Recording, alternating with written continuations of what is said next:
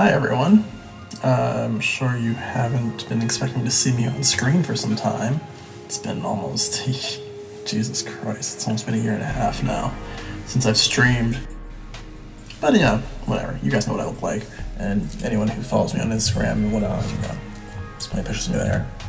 You guys don't care. But I have this sleek new mask now. As you guys know, I've been updating my mask every time there's been an increase in productivity and any sort of shift in my life. And now that I'm on the new phase, new mask to go with it. That's always how it is. It's been that way since 2005. Don't be surprised. Or 2005. Why did I say 2005? No, it's been that way since 2008. Either way, there's some things I want to go over. As you can see, we are here in Casa de Melon, not my office, not Origami Lightbulb, not Westfall Connection. My home, my room. I sleep over there, and I read over there. Unfortunately, COVID has taken my office from me, and I cannot work there comfortably because I work in audio engineering, which maybe you know, maybe you don't know. But because it is telemedicine focused and broadcasting focused, and I work in communications and broadcasting, is important, imperative that we have as strong a connection as possible, and that's only available to me when I'm home, because the campus structure is more of a live one, and now that we're focusing everything on streaming, it just doesn't have the means to support what I do. But our work that we do there is vital.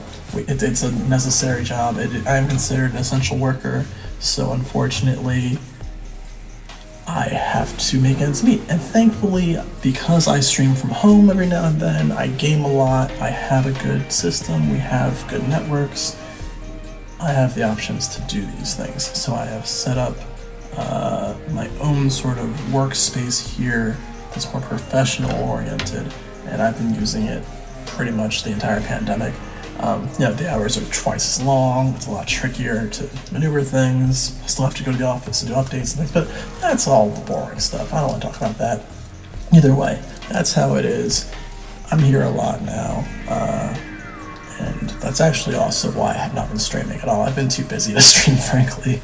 When I get free time, I either just want to lay down and nap, work on music, or hang out with my girlfriend. I'm not trying to do much else, so poo-poo. But that's going to change this year, because I absolutely do have plans to stream. We have a lot of stuff going for Physical Gaming, and I want to talk about that. There's a couple things I want to talk about first. As you may know, Physical Gaming is a branch of Jet Set Melon Drop Productions, our personal collective of artists and studio organizations. We have 7 offices, 4 on the East Coast, 2 on the West Coast, 1 in Canada, and 1 overseas. We've been running for about 7 years now, 11 years with the brand, but 7 physically with offices. And we started in Philadelphia. We had, 1 office there, but we've expanded, obviously, since then. And we used to do mostly third-party content, advertising, everything from photography, animation, mostly animation, the comic book stuff, character design, advertising, what have you. But over the last few years, we've been doing pretty well. So we focus entirely on first-party content now, which is great and makes everybody really excited to work on our projections. But, COVID hasn't been too great to us in the last year. So unfortunately, because it's so difficult to have more than 2 people in a space comfortably, we've basically halted on-site production, and now it's extremely limited, and main activity is extremely hindered because of that, while artists focus on more individual tasks and projects that they can do from home or isolated from others. So while we don't have any scheduled office time now, finances are pretty good. We're not doing too bad. And because we're a nonprofit that's organized by individual artists that do contract work, that money is still coming into us pretty regularly. So we're not too worried. It's just the bigger productions we were doing in-house that are being stifled. So Scream Shooter, for instance, or Dice Daisugiru, my two main comics my main animations with the Jet Set Melon Drops Neon Soda Melon initiative basically are on hiatus indefinitely until this is over and we can get back in the offices.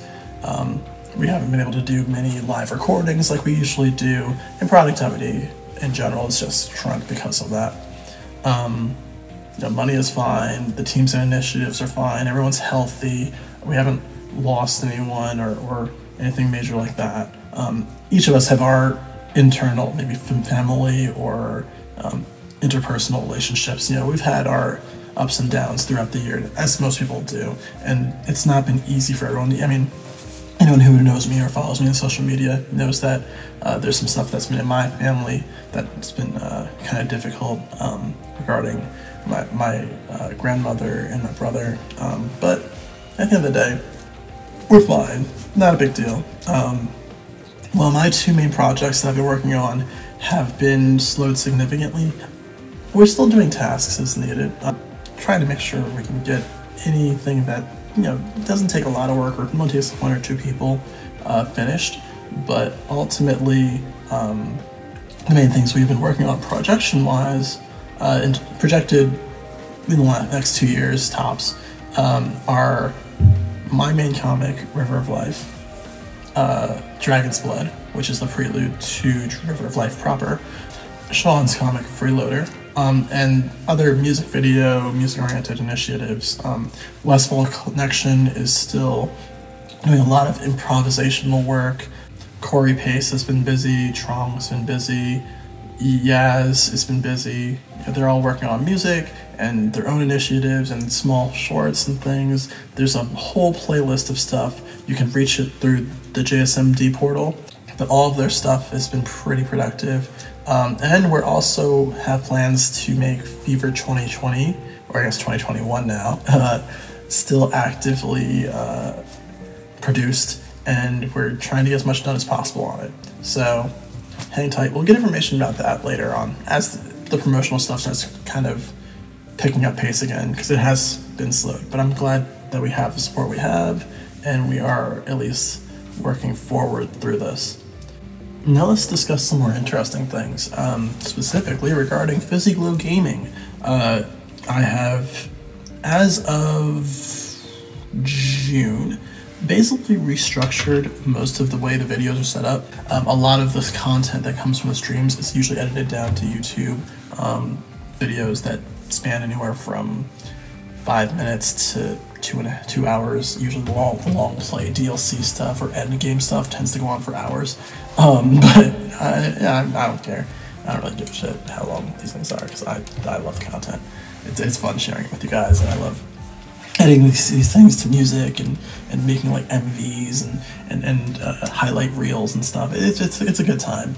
But since I haven't been streaming, the content has been very minimal. So I'm sure you may have noticed I've only posted maybe 5 or 6 videos since quarantine's really started. Not too many. Part of it's because I've been so busy, but like I said, you do what you can and just to make things work. And I'm still here to support this channel. Don't get it twisted. So yeah, the streams, where'd they go?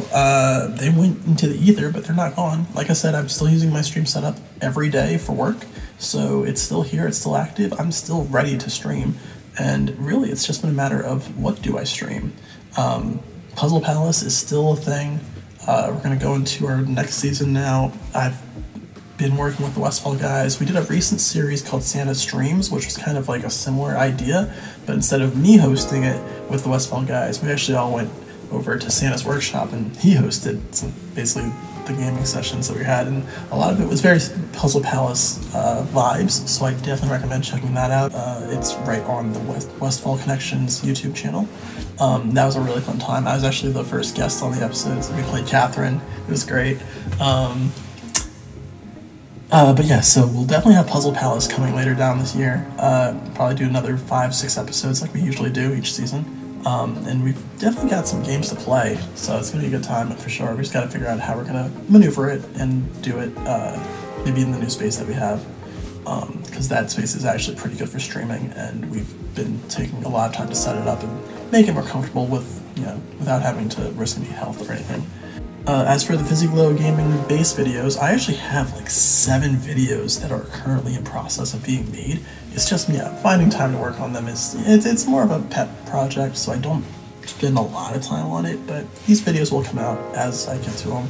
I've got some more comfortable oriented ones, just kind of showcasing games that I love. I've been pulling out the PS3 last year, so I've been, I got a lot of games from the PS3 era that I've been editing down, got some physical gaming videos for that. As for Endgame, I've been enjoying Endgame more than anything else. I love that series, it's so fun.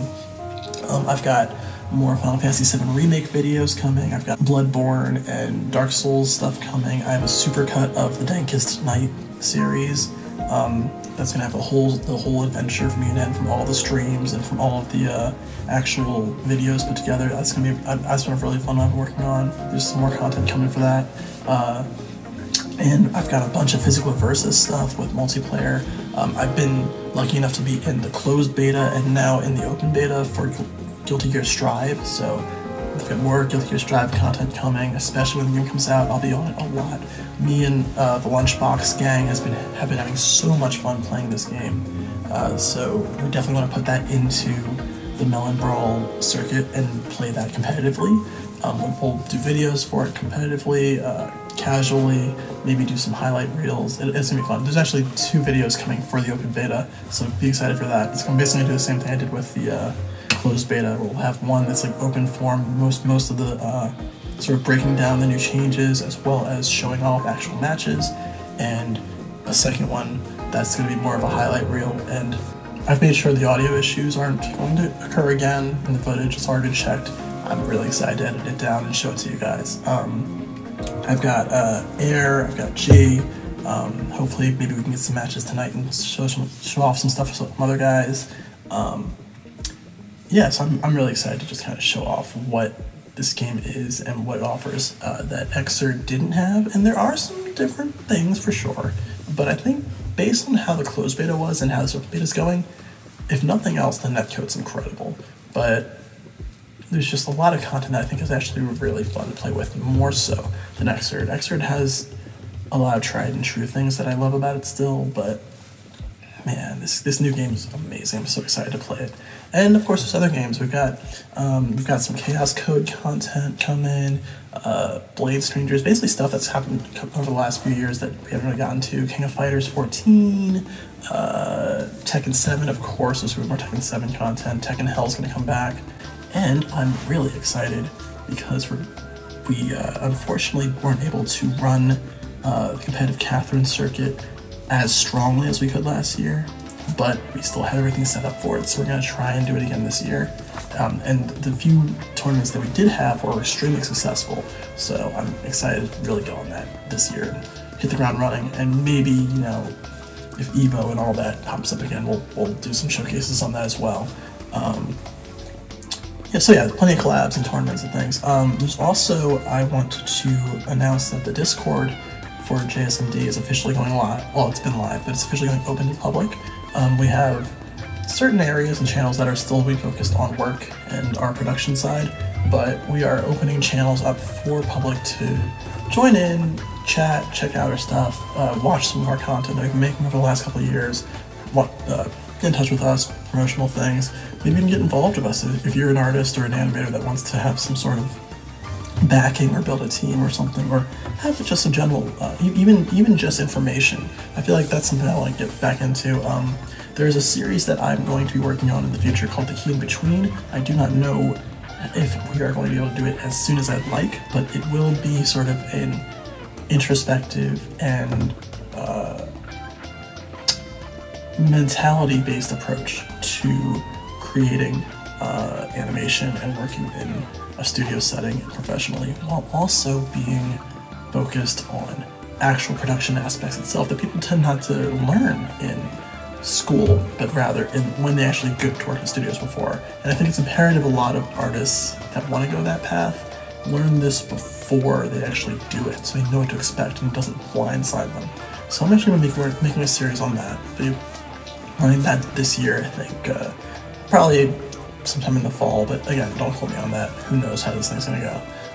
And the other big announcement we have is that we are bringing back the Black Winter Night Sky Lounge, one of Mimi's favorite parts of the original initiative of streaming and all that.